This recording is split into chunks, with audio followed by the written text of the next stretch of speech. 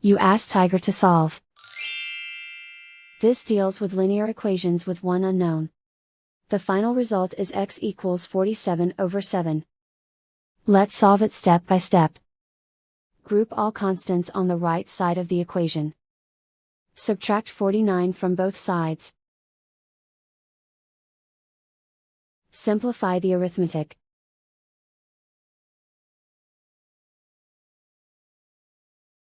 Isolate the x. Divide both sides by -7.